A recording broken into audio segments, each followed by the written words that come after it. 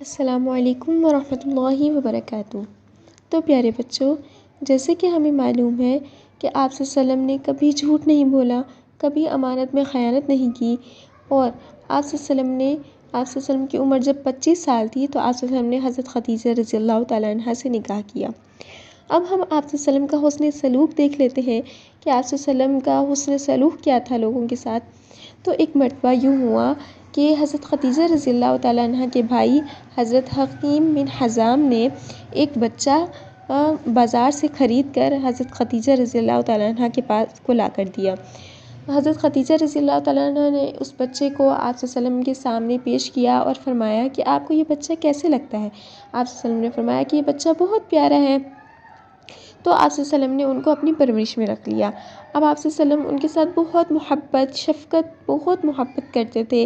آپ صلی اللہ علیہ وسلم نے کبھی انہیں کسی بات سے منع نہیں کیا، کسی بات پر ڈانٹا نہیں، کسی بات سے ٹوکا نہیں، اور وہ بچے بھی بہت پیارے تھے۔ انہوں نے آپ صلی اللہ علیہ وسلم کی کبھی نافرمانی نہیں کی، آپ صلی اللہ علیہ وسلم کی خدمت کی۔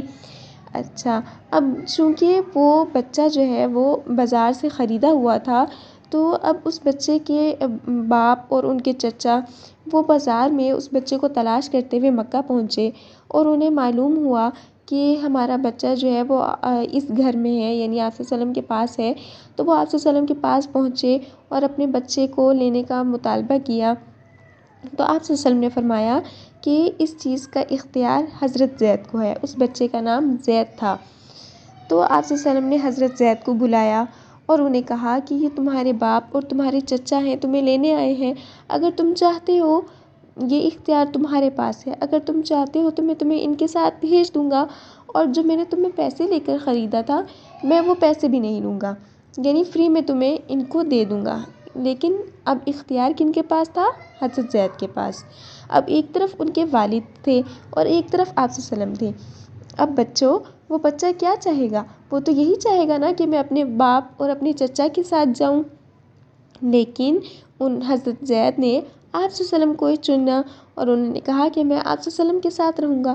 اب بچوں، آپ یہ دیکھو کہ آپ صلی اللہ علیہ وسلم نے ان کے ساتھ کتنا حسن سلوک کیا، کتنی محبت اور شفقت سے پیش آئے کہ اس نے اپنے باپ پر آپ صلی اللہ علیہ وسلم کو ترجیح دی۔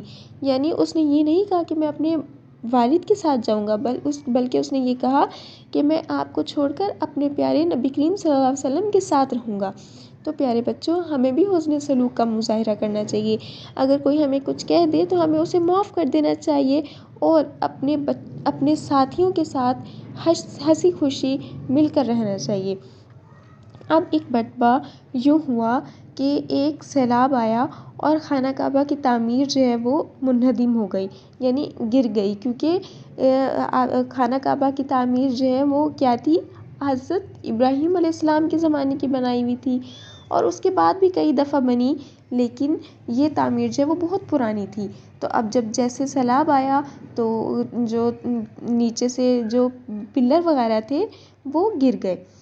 تو اب جیسے کہ آپ کو معلوم ہے کہ اس وقت مکہ کے لوگ جو ہے وہ خانہ کعبہ کو توڑنے سے ڈرتے تھے۔ کیوں ڈرتے تھے؟ کیونکہ ہم نے جیسے کہ پہلے پڑھا کہ وہ ابرہہ جو لے کر آیا تھا ہاتھیوں کا لشکر، تو اس نے بھی خانہ کعبہ کو توڑنا چاہا تھا، لیکن اللہ تعالیٰ نے کیسے اسے تباہ و برباد کر دیا۔ تو لوگ اس وجہ سے ڈرتے تھے کہ خانہ کعبہ کو توڑا نہ جائے۔ اب سب لوگ ڈر رہے تھے کہ خانہ کعبہ کو کیسے توڑا جائے، اور جو سیلاب آیا تھا اس نے خانہ کعبہ کی جو تعمیر تھی، جو گھر تھا پورا، اسے خراب کر دیا تھا۔ اب لوگوں نے تو اس کو دوبارہ سے نئے سرے سے تعمیر کرنا تھا نا، تو اب لوگ بہت پریشان تھے۔ تو ایک دن ایک آدمی نے، جن کا نام ولید تھا، انہوں نے ہمت کر کے خانہ کعبہ کا ایک پلر توڑا۔ اس کے بعد انہوں نے ایک دن انتظار کیا کہ اللہ کی طرف سے کوئی مصیبت آتی ہے یا نہیں، تو اللہ کی طرف سے کوئی مصیبت نہیں آئی۔ تو اگلے دن سب لوگوں نے مل کر ایک ایک پلر توڑا اور دوبارہ سے خانہ کعبہ کی تعمیر ہوئی۔ اب پیارے بچوں، اب آپ یہ دیکھیں کہ یہاں پر اللہ تعالیٰ نے ان کو تباہ و برباد کیوں نہیں کیا؟ کیونکہ ان کی نیت خانہ کعبہ کو توڑنے کی نہیں تھی، بلکہ ان کی نیت خانہ کعبہ کو دوبارہ سے تعمیر کرنے کی تھی، یعنی ان کی نیت خانہ کعبہ کی حفاظت کی تھی، اس کو تباہ اور برباد کرنے کی نہیں تھی۔ تو پیارے بچوں، اب خانہ کعبہ کی تعمیر ہوئی نئے سرے سے، تو جو چیزیں گر گئی تھی وہ بھی دوبارہ سے لگانی تھی۔ اب حجر اسود جو کہ وہ بھی گر گیا تھا، تو اب اس کو لگانا تھا، خانہ کعبہ کے اندر فٹ کرنا تھا۔ تو اب سب لوگوں میں جھگڑا ہوا کہ یہ حجر اسود کون لگائے گا۔ سب لوگ چاہتے تھے کہ حجر اسود کو ہم لگائیں، ہم جوڑیں اس کو، کیونکہ یہ ایک بہت فضیلت کا کام ہے۔ تو سب لوگوں میں جھگڑا ہونے لگا۔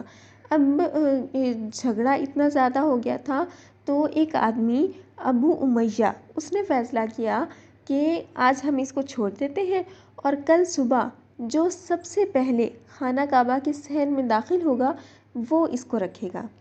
اب جب اگلی صبح ہوئی تو سب سے پہلے جو صحن میں داخل ہونے والے تھے وہ کون تھے؟ وہ ہمارے پیارے نبی کریم صلی اللہ علیہ وسلم تھے۔ تو اب چونکہ آپ صلی اللہ علیہ وسلم مکہ میں صادق الامین کہلاتے تھے، تو سب لوگ خوش ہوئے کہ یہ حضرت محمد صلی اللہ علیہ وسلم تو بہت اچھے ہیں، بہت نیک ہیں، سچ بولتے ہیں، امانت دار ہیں، تو ہم ان کو رکھنے کا دیتے ہیں اختیار کہ یہ رکھ سکتے ہیں۔